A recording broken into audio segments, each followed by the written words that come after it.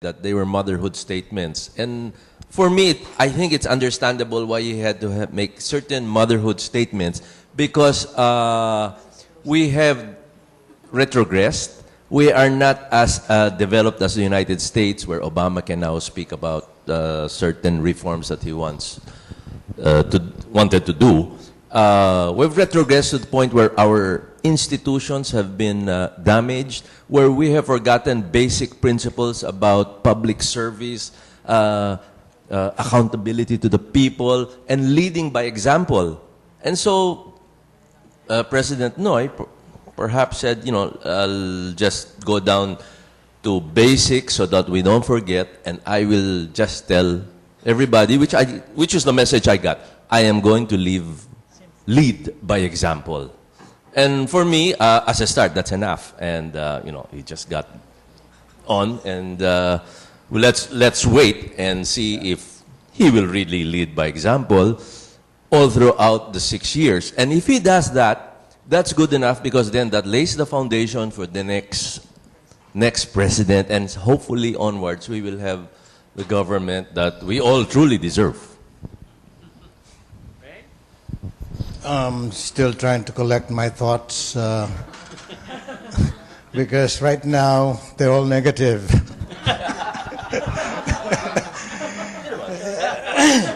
That's why I want Jeremiah to. He wanted to say something earlier. Come on, Jeremiah. Okay. So as a part of the common tao outside there, I mean, the speech was hopeful, I think, because, I mean, if we keep on insisting telling the public that we have grim realities, I mean, what's the point of having the address? I mean, we've already had enough. Marami nang tagutom dyan sa labas, maraming mahirap. Ba't pa kami kailangang ulanan pa ng mga ganyan napaka-negatibong mga pagsabi tungkol sa labas ay kailangan namin ng pag-asa. So if you have to mobilize support for the government, you have to give them hope. So, since I have not, notwithstanding the comments on the columns about his motherhood statements on the inaugurals, I mean, for me personally, I think the government has run out of touch with the common tao. Because we keep on viewing the government as only a circle of intellectuals. I mean, we, the common tao, should be the power in the government. But what happens is that while we should be in power, we should be heard in power. I mean, the smaller circle is just heard.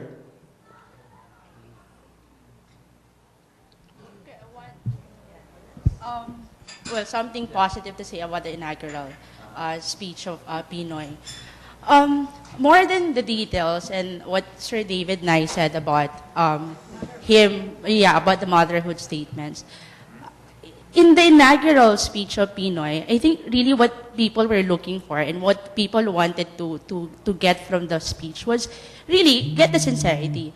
In terms of the details, he has 6 years. He has, you know, the first 3 years to work on what needs to be done in the country. But for the inaugural speech, I think what the people wanted, and this is almost 80% of the population, is what Sir Gil said, is we want to see how sincere the president is in his job, in really putting us in the right path, in the right direction. And I think for the most part of it, he was able to achieve that sincerity. Everything else, in terms of his being an eloquent speaker, maybe not really that good as compared to his father.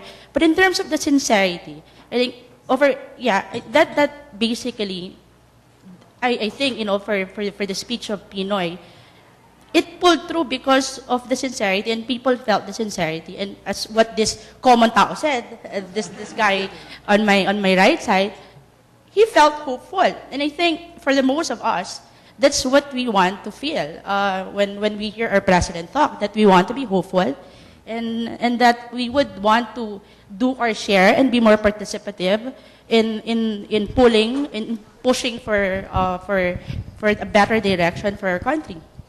Not to throw cold water on what you just said, I just want to inject something which is very, very real in governance.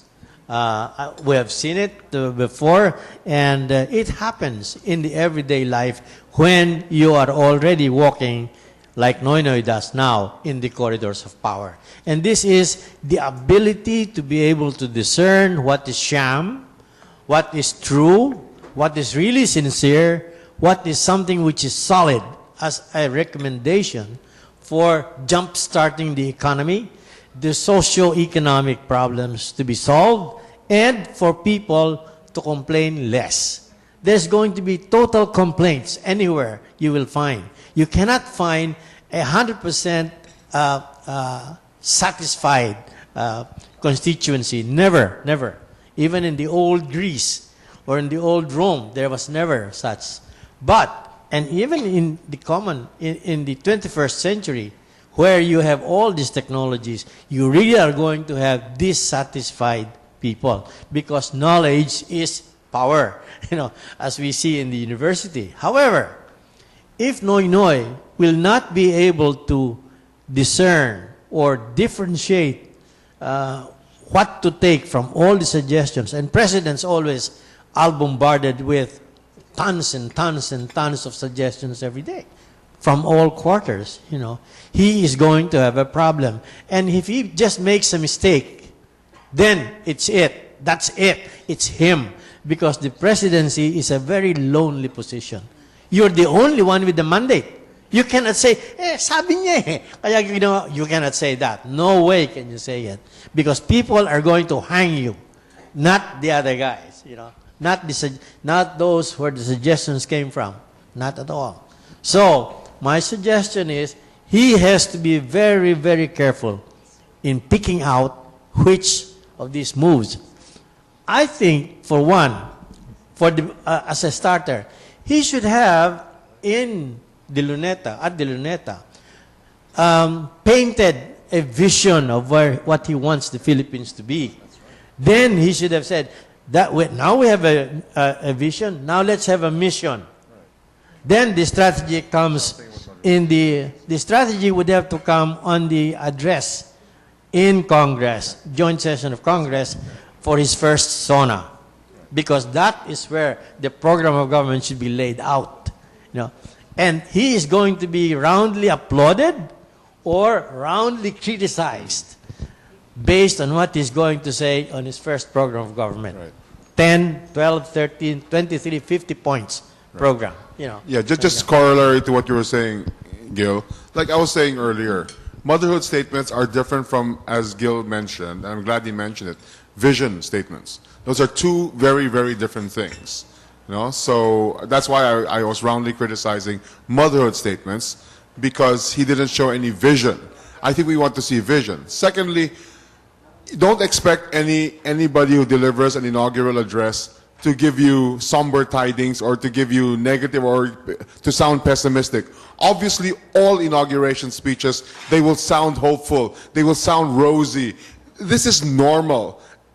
Therefore, you have to cut to the chase right away. You must see, as Gil said, whether he was sincere or not. And these are the finer points. I mean, we all obviously want him to succeed. Who doesn't? Any Filipino in his right frame of mind would like President Aquino to succeed. Okay. In 1986, we fought for Corazon Aquino, and we wanted her to succeed as well. I was deeply into it at that time.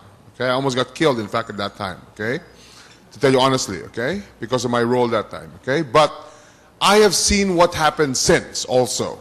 In other words, I'm not blind. Okay, I was rabidly yellow. Okay, but as a Malacanang reporter, I also saw finally the truth as well, because I was privy to a lot of information which most people weren't as well.